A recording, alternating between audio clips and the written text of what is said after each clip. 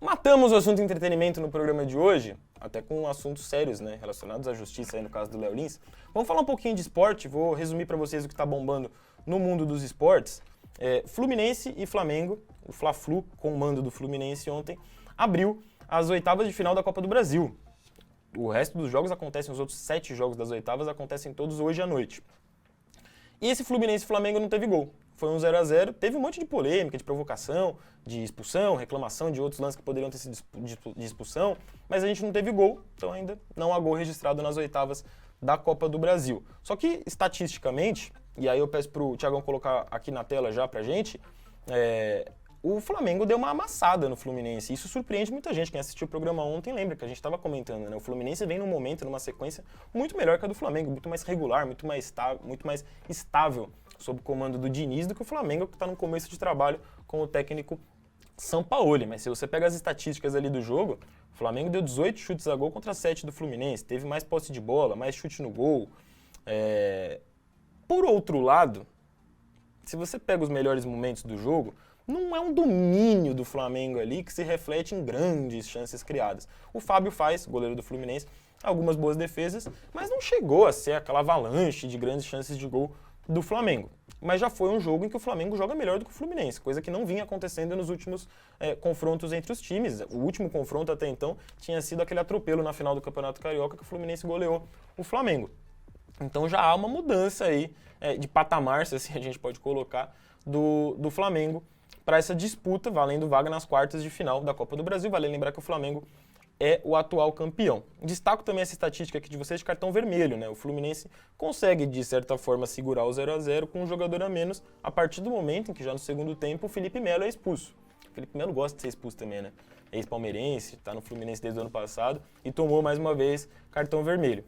E o que aconteceu, e aí eu vou já trocar aqui de conteúdo para vocês, o Fernando Diniz, técnico do Fluminense, reclamou muito na entrevista pós-jogo de que o critério da arbitragem não foi o mesmo. Então, o Felipe Melo foi expulso, mas o Gabigol, por um lance que também, teoricamente, teria que ter custado cartão vermelho, não recebeu esse cartão vermelho e não foi expulso. A gente vai ouvir aqui esses 30 segundinhos do Fernando Diniz. Ah, não, a gente não vai ouvir. Eu esqueci. Mas o Fernando Diniz reclama aqui. Ele questiona os critérios de arbitragem se referindo a esse lance.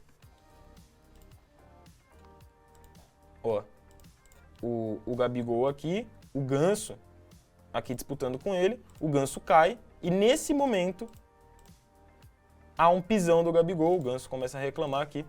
Então esse lance é reclamado pelo Fernando Diniz, de que o Gabigol deveria ter sido expulso, tal qual o Felipe Melo foi. Não houve a expulsão e o Gabigol, que também não é dos jogadores mais queridos por arbitragem, acabou não sendo expulso. Outro ponto que se destacou nesse primeiro jogo, Felipe Melo, ao ser expulso, acabei de citar que foi expulso, ele sai provocando a torcida do Flamengo, né? Muito em função da passagem dele também pelo Palmeiras, em que ele é campeão da Libertadores em cima do Flamengo pelo Palmeiras, aí recentemente foi campeão, na verdade bicampeão carioca pelo Fluminense contra o Flamengo, e aí na saída de campo ele sai falando aí, se vocês têm ali mais apurada a linguagem labial, ele diz, vocês são tudo meus vices, em direção à torcida do Flamengo. O Felipe Melo aí, nesse momento, aqui. O Felipe Melo fala, vocês são tudo meus vices. Vocês são tudo meus vices. E aí simula ele levantando taças. O Felipe Melo gosta de provocar, gosta de ser expulso. E não sei se tá jogando essa bola toda aí pra falar tanto que ele fala, né? Vou mostrar pra vocês agora os jogos da... Aliás, tem essa outra provocação aqui que também repercutiu bastante. Num jogo sem gol, né? Acaba que esses assuntos não chegam a ser extra-campo que acontece dentro de campo, mas que também não dizem respeito ao jogo, é que bombam. O Gabigol, tô passando o cursor aqui pra vocês, em algum momento, em direção ao Marcelo, o Gabigol apontou pro Pet da Copa do Brasil, o Flamengo é o atual campeão da Copa do Brasil, em provocação ao Marcelo, querendo dizer uma coisa, pô, respeita, Copa do Brasil aqui, a gente é o atual campeão. Só que, pô, o Marcelo é pentacampeão da Liga dos Campeões, da Champions League, do campeonato mais importante de clubes do mundo, pelo Real Madrid. E aí o Marcelo, nesse frame de baixo aqui, levantou o calção para mostrar a tatuagem que ele tem na coxa, da Taça da Liga dos Campeões. Então ele tem um pet tatuado, só que não é da Taça da Copa do Brasil, com todo respeito à Copa do Brasil, mas é um pet aí da Liga dos Campeões. Então rolou essa provocação entre os dois dos principais jogadores que estavam em campo ontem. O Marcelo certamente é o maior jogador que estava vestindo a camisa do Fluminense ontem, e o Gabigol também, por toda a história que ele já tem com o Flamengo, talvez seja o maior do lado flamenguista. O Abraão Timóteo tá falando aí, pô, provocar o Marcelo por título é brincadeira, né? É brincadeira. O que mais a galera tá comentando aí com relação ao jogo? O Guilherme tá falando, vamos pular o Corinthians, Faraldinho. O Guilherme sabe que eu sou torcedor do Corinthians, né? A gente não vai falar muito do Corinthians hoje, vou mostrar pra vocês só aqui os jogos, né? Que completam essas oitavas de final, os jogos de ida das oitavas de final, hoje à noite. Palmeiras recebe o Fortaleza, o Santos recebe o Bahia, Grêmio recebe o Cruzeiro, Sport recebe o São Paulo, que vem num momento muito bom aí, o São Paulo do Dorival, ainda não perdeu com o Dorival Júnior. América Mineiro recebe o Internacional, confrontos de dois times que estão bem bagunçados, né?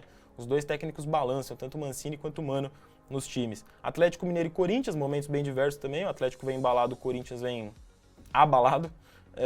O Atlético Paranaense recebe o Botafogo, esse deve ser um bom jogo aí, de dois times que vêm fazendo uma boa temporada, ou pelo menos um bom campeonato brasileiro, agora em 2023. O Paulo Henrique contesta ali a questão da provocação do Marcelo, né? Ele pode até provocar pela história dele, mas o que ele tem pelo Fluminense?